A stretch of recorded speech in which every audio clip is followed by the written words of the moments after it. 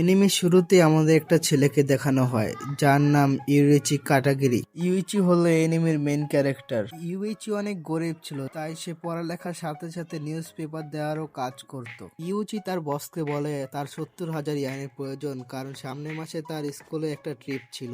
এর জন্য সে ডাবল পরিশ্রম করছে। 70,000, এটা তো অনেক বেশি। পরের সিনে আমাদের ইউইচির স্কুল দেখানো হয়। ইউইচি বসেছিল, তখন তার কাছে তার একটি বন্ধু আসে যার নাম ছিল শিবে। সে অনেক ধনী ছিল, তার বাবার অনেক টাকা সম্পত্তি ছিল। সে ইউইচিকে বলে, তুমি যদি আমার বাবার থেকে চাইতে তো সে খুশি খুশি তোমাকে 70,000 ইয়েন দিয়ে দিত। তারপর সেখানে একটি মেয়ে আসে যার নাম ছিল সাওয়ারাকি।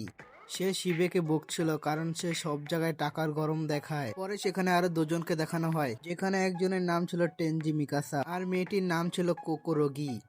ইউইচির বন্ধুরা তার অনেক প্রশংসা করে আর বলে সে অনেক পরিশ্রম করে 70,000 ইয়ান জমা করেই ফেলছে। ইউইচি ভাবে তার বন্ধুরা কত ভালো আর সে চায় তাদের এই বন্ধুত্ব যেন কোনোদিনও না ভাঙ্গে। পরের সিনে দেখানো হয় ক্লাস টিচার সবাইকে বলে স্কুল ট্রিপের জন্য যে 2 মিলিয়ন ইয়ান জমা করা হয়েছিল সেটা চুরি হয়ে গেছে। টিচারের এই কথা শুনে সবাই অনেক অবাক হয়, আর সব থেকে বেশি অবাক হয় আমাদের হিরো, কারণ সে অনেক কষ্ট করে 70,000 ইয়েন জমা করেছিল। পরে দেখানো হয় সাওয়ারাকি সবাই থেকে মাপ চাইতেছে আর বলে, আমি বাড়ি যাওয়ার আগে পঞ্চম ক্লাসের সময় টাকাগুলো লকারে রেখেছিলাম আর লকারটা লকও করেছিলাম। তারপরে টাকাগুলো কিভাবে যেন চুরি হয়ে গেছে। তারপর সাওয়ারাকি কান্না করে দেয় আর সবাইকে বলে যে টাকাগুলো নিছো ফিরিয়ে দাও। তারপর সবাই ভাবে কি এই 2 মিলিয়ন টাকা চুরি করেছে, আর সবাই আমাদের হিরোকে সন্দেহ করে কারণ সে গরিব ছিল। এগুলো হওয়ার কিছুদিন পর সাওয়ারাকি আর শিবে স্কুলে আসা বন্ধ করে দেয়, আর এই জন্য পুরো ক্লাস ভাবে তারাই হয়তো টাকা চুরি করেছে। পরের সিনে আমাদের ইউচির বাড়ি দেখানো হয়, যেখানে সে একটা পার্ট টাইম কাজ করছিল। তখন তার বাড়ির গেটের বেল বাজে, তখন সে গেট খোলে আর দেখে কেউ নেই। সে চলে যাওয়ার সময় একটি লেটার দেখতে পায়, আর সে যখন লেটারটা দেখে তখন দেখে এটা তাকে সাওয়ারাকি দিয়েছে। ইউইচি যখন লেটারটা পড়ে তখন দেখে সাওয়ারাকি লিখছে, তোমার সাথে গুরুত্বপূর্ণ কিছু কথা আছে, তাই তুমি 11টার সময় স্কুলের সামনে আমার সাথে দেখা করো। ইউইচি 11টার সময় স্কুলের সামনে যায় আর দেখে তার সব বন্ধুরাই সেখানে আছে, কিন্তু কেন তারা এখানে কেন আসছে? তখন তার বন্ধুরা তাকে উল্টো বলে, তোমার জন্য তো আমরা এখানে এসেছি। তার বন্ধুরা তাকে বলে, তুমি তো আমাদের এখানে আসতে বলছো, আর তুমি কত দেরিতে আসছো। তার বন্ধুরা তাকে বলে, তুমি আমাদের বাড়ির সামনে লেটার কেন দিয়েছিলে? ইউইচি যখন জানতে পারে তার নামে লেটার সবার কাছে গেছে, সে তখন অনেক অবাক হয়ে যায়। ইউইচি তখন লেটার গুলো পড়তে থাকে আর দেখে এগুলো তো কখনো পাঠায় নাই। তখন সাওয়ারাকি হঠাৎ করে ইউইচিকে বলে, পিছে দেখো। তখন ইউইচিকে কেউ পিছে থেকে ইলেকট্রিক শক দিয়ে দেয়, যার কারণে ইউইচি বেহুশ হতে থাকে। ইউইচি বেহুশ হতে হতে দেখে তার বন্ধুদের কেউ কিডন্যাপ করে নিয়ে যাচ্ছে, আর ইউইচি বেহুশ হয়ে যায়। তারপর ইউইচি আগের কিছু স্মৃতি দেখতে পায়, যেখানে ইউইচিকে একজন লোক বলে এই দুনিয়া যেটা সবচেয়ে বেশি জরুরি সেটা হলো টাকা। তারপর ইউইচির আরেকটা স্মৃতি দেখানো হয়, যেখানে ইউইচির মা বলে, ইউইচি এই দুনিয়ায় টাকার থেকে গুরুত্বপূর্ণ কিছু আছে, আর সেটা হলো তোমার বন্ধুরা। পরের সিনে দেখানো হয় ইউইচির জ্ঞান ফিরেছে। ইউইচি জ্ঞান ফিরেই দেখে তারা সবাই সাদা একটি রুমে আছে। সাওয়ারাকি ইউইচিকে বলে, তুমি কি ঠিক আছো? তখনই হঠাৎ করে তাদের সামনে একটা পুতুল চলে আসে, যেটা দেখে কুকুরকে বলে এটা আসলে একটা এনিমি ক্যারেক্টার, যে দেখতে তো সাধারণ কিন্তু এটার কাজগুলো অনেক ভয়ঙ্কর। তার নাম আমাদের মানাবু বলা হয়। মানাবু সবাইকে বলে, তোমাদের স্বাগতম, তোমাদের কিছুই করা লাগবে না, শুধু সাধারণ একটা গেম খেলতে হবে। যদি তুমি ওই গেমে জিতে যাও তাহলে পাবে 2 মিলিয়ন ইয়ন, আর প্রতিটা রাউন্ডে তোমাদের একটা বোনাস চান্স দেওয়া হবে যাতে তোমরা তোমাদের 20 মিলিয়ন ইয়নের ঋণ শোধ করতে পারো। তারা সবাই 20 মিলিয়ন ঋণের কথা শুনে একেবারে অবাক হয়ে যায়। তারা সবাই ভাবে তারা এত টাকার ঋণী কিভাবে হলো। ইউইচি মানাবুর কলার ধরে বলে, এগুলো কি হচ্ছে?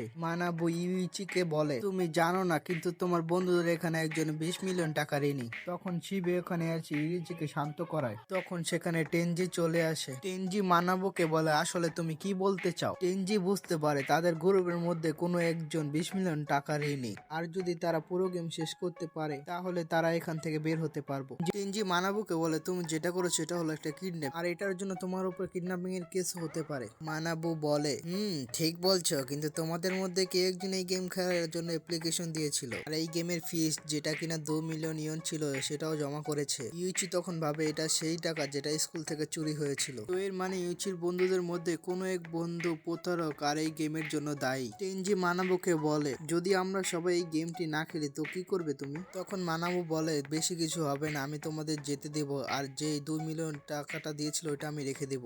আর যে 20 মিলিয়ন টাকার ঋণী তার ঋণের টাকা তোমাদের উপরে ভাগ করে দেওয়া হবে। মানে তোমরা সবাই 4 মিলিয়ন ইয়নের ঋণী হয়ে যাবে আর তোমাদের এই ঋণ পরিশোধ করতে হবে। তারপর তারা সবাই ভাবে তাদের কি করা উচিত। তাদের মধ্যে প্রতারককে কে এই 20 মিলিয়ন ইয়ন ঋণ করেছে। তখন সারাগি বলে, আমরা সবাই বন্ধু, যদি কেউ 20 মিলিয়ন ইয়ন ঋণ করেও থাকে সে হয়তো কোনো সমস্যায় পড়ে এটা করেছে। তাই এটা ভাবা উচিত না যে সে আমাদের মধ্যে কে, আমাদের তাকে সাহায্য করা উচিত। সবাই তার কথায় রাজি হয়ে যায়, কিন্তু ইউইচি এটা মানতে পারে না আর তার বন্ধুদের উপরে সন্দেহ হতে থাকে। তখন ইউইচিকে মানাবু বলে, ইউইচি তুমি কি তোমার বন্ধুদের উপরে সন্দেহ করতেছো? তোমার জন্য কি বেশি জরুরি, বন্ধু নাকি টাকা? এটার উপর ইউইচি বলে তার জন্য বেশি গুরুত্বপূর্ণ হলো তার বন্ধুরা। তার মানে সবাই এই তোমোডাচি গেম খেলার জন্য প্রস্তুত। তারপর মানাবু সবাইকে অন্য একটি রুমে যেতে বলে। সবাই ওই রুমে চলে আসে। ওই রুমটি একটি ক্লাসরুমের মতো ছিল আর একটা টেবিলের উপরে 5টা ট্যাগ থাকে যেটার মধ্যে সবার নাম লেখা ছিল। তারপর মানাবু বলে, সবাই নিজের নামে ট্যাগগুলো উঠাও আর চেক করো কত নাম্বার লেখা আছে। তারপর সবাই নিজেদের ট্যাগ চেক করে আর দেখে সবার ট্যাগে -4 মিলিয়ন ইয়েন দেওয়া আছে আর তারা এই টাকার ঋণী। আর তারা গেম জিততে থাকলে তাদের ঋণ কমতে থাকবে। আর যদি এদের মধ্যে কেউ নিজের ট্যাগ অন্য কাউকে দেখায় তাহলে তাদের ঋণ ডাবল হয়ে যাবে। কিন্তু তারা ট্যাগের নাম্বার মুখে বলতে পারবে, দেখাতে পারবে না। তারপর প্রথম গেম চালু হয়ে যায় যার নাম কুরিশান গেম। এখানে আমাদের জানানো হয় যে একটি ড্যাশবোর্ড থাকে আর ড্যাশবোর্ডের উপরে একটি কয়েন থাকে। কয়েনটির পাশে ইয়েস আর নো লেখা থাকে। যদি প্রশ্নের উত্তর সবার মনে ইয়েস হয় তাহলে কয়েনটি ইয়েসে যাবে, আর যদি কোনো একজনও মনে না ভাবে তাহলে কয়েনটি নাই চলে যাবে।